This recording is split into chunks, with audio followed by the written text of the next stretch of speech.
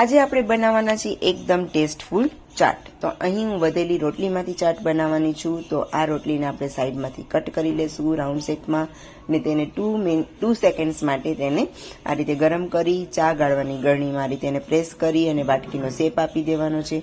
તમારી પાસે નાની મોટી 2 ગળણી ના હોય તો ચમચીની મદદથી આ રીતે પ્રેસ કરીને તળી લેવું, જેથી કટોરીનો શેપ આવી જશે. આ કટોરીને તમે એડવાન્સમાં તળીને રાખી શકો છો અને સ્ટોર બી કરી શકો છો. જ્યારે તમારે ચાટ બનાવવો હોય ત્યારે તે ઇન્સ્ટન્ટ બની બી શકે. તો હવે અહીં આપણે ચાટના ફિલિંગ્સ માટે લેશું બાફેલા ચણા, બટેકા, વટાણા, ટમેટા, કોથમરી, લીલી ચટણી, પનીર ઓર ટેસ્ટફુલ બનાવવા માટે ચીલી ફ્લેક્સ, નમક અને સારી રીતે મિક્સ કરી લેવાનું છે. હવે કટોરીની અંદર આને સર્વ કરી દેવાનું છે. ત્યારબાદ ઉપર ગ્રીન ચટણી, આંબલીની ચટણી, સેવ અને દહીં અને કોથમીરથી ગાર્નિશ કરવાનું છે. તો રેડી છે આપણું ચાટ.